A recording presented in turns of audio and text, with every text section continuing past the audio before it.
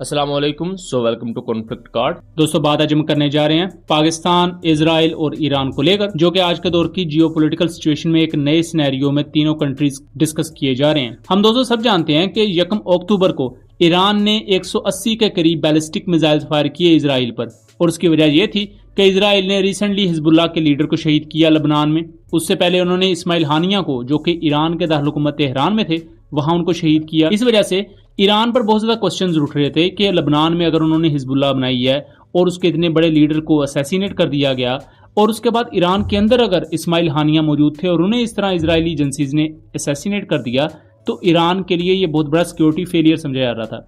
Iran ने उसको retaliate करते हुए उसके जवाब में इसराइल पर 180 मिसाइल्स दागे। इसराइल के बहुत से इंफ्रास्ट्रक्चर को नुकसान भी पहुंचा। नेवातीम एयरबेस भी आई थिंक हिट हुई। अब जब ये तमाम चीजें हुई तो 1 अक्टूबर से लेकर अब तक सिचुएशन काफी ज्यादा टेंस है। ईरान के अटैक के बाद इजराइल ने भी अपने फाइटर एयरक्राफ्ट की सोर्टिज को बहुत ज्यादा उड़ाना शुरू कर दिया है और बॉम्बिंग भी उनकी जारी है इर्द गिर्द के कंट्रीज पर। इसी दौरान दोस्तों ये चीज देखी गई है कि पाकिस्तानी साइड पर भी मिलिट्री को हाई अलर्ट पर कर दिया गया है, खासतौर पर पाकिस्तान का जो वेस्टर्न फ्रंट है। इस पर हमने मेन चैनल AM रात पर वीडियो बनाई हुई है, उसका लिंक मैं डिस्क्रिप्शन में दे दूंगा। इससे पहले कि ईरान को तो निशाना इजराइल की तरफ से बनाया ही जा रहा था, या इजरायली मीडिया ईरान को अपने निशाने पर रखे हुए था, उन्होंने अपनी एक मीडिया रिपोर्ट जारी की जिसमें उन्होंने पाकिस्तानी मिलिट्री एकेडमी को भी निशाना बनाया। इजरायली मीडिया के मुताबिक पाकिस्तानी मिलिट्री एकेडमी बहुत से पैलेस्टीनियन सोल्जर्स को ट्रेनिंग देता है, जो कि अल्टीमेटली इजराइल के खिलाफ खतरा पोज करते हैं और इजराइल के खिलाफ लड़ते हैं, जिसकी वजह से ईरान के बाद जो अगला टारगेट हो सकता है इजराइल का, वो पाकिस्तान। अब दोस्तों जब ये रिपोर्ट इमर्ज होती है तो उसी कॉन्टेक्स्ट में पाकिस्तानी मिलिट्री भी हाई अलर्ट पर, उसके साथ साथ Iranian military already high alert पर थी। तो ये तमाम चीजें एक नए स्पाइरल की तरफ मूव कर जाती हैं कि अब इससे आगे क्या होने जा रहा है, कि अगर इसराइल ईरान पर अटैक करता है तो पाकिस्तान तो बिल्कुल साथ है ईरान के, तो पाकिस्तान भी अल्टीमेटली खतरे में आ जाएगा।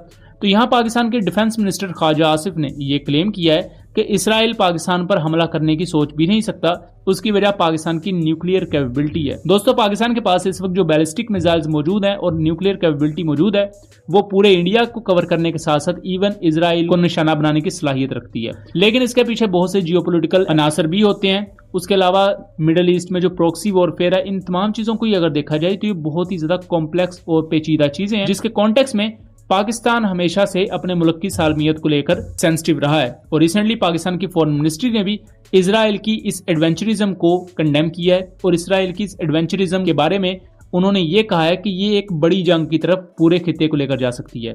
और यानी कि इम्प्लिसिटली पाकिस्तान ने यह कहा है कि अगर ईरान ने इजराइल पर मिसाइल्स फायर किए हैं तो उससे पहले जो इजराइल ने हरकतें की हैं वो हमें भूलनी नहीं चाहिए। अगर दोस्तों हम मिडिल ईस्टर्न कंट्रीज की बात करें, जहां लबनान है, सीरिया है जिसे हम शाम कहते हैं, उसके अलावा दूसरे कंट्रीज जहां पर इजराइल बमबारी करता है, गाजा है, तो यहाँ सबसे अहम जो चीज है कि ये मुल्क इतने कमजोर क्यों है। सबसे पहली चीज तो यहाँ कोई एक हुकूमत है ही नहीं। शाम है, लबनान है, यहाँ मुख्तलिफ एरियाज पर मुख्तलिफ ग्रोहों की हुकूमत है। मैं आपको सिंपल सा बताऊं तो शाम में आपको दाइश के कई एरियाज मिलेंगे, ज्यादा एरिया पर बशारुल असद की गवर्नमेंट है, उसके साथ साथ बहुत से एरियाज पर कुर्दों की गवर्नमेंट है, और कुछ जगह पर जो सीरियन फ्री आर्मी है जो कि बशारुल असद के खिलाफ लड़ रही है, उनकी गवर्नमेंट है। तो कहने का मतलब ये है कि ये कहने को एक मुल्क है, लेकिन मुल्क के अंदर भी बहुत से धड़े हुए हैं, जिसकी वजह से रियासत बहुत ज्यादा कमजोर हो चुकी है। इसी वजह से इजराइल बड़े आराम से जाता है, इन मुल्कों पर बमबारी करता है, उसे कोई रोकने वाला नहीं होता।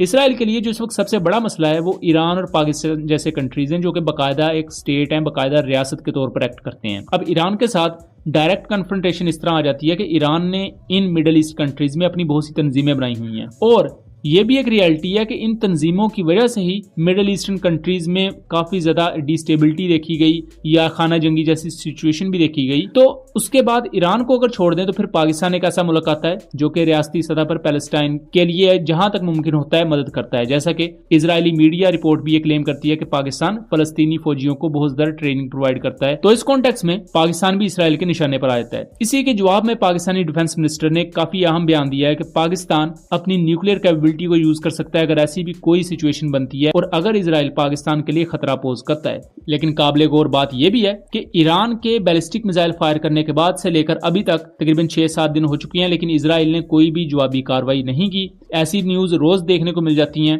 कि इजरायली फाइटर एयरक्राफ्ट इस वक्त हवा में है, वो खलीज फारस के ऊपर है, या ईरानियन मिलिट्री हाई अलर्ट पर है। तो ये चीज तो ऑब्वियस है कि पाकिस्तान, ईरान, इजराइल और इसके अलावा भी जो दूसरी मिलिट्रीज हैं इन रीजन में, वो हाई अलर्ट पर ही है इस वक्त जो सिचुएशन है।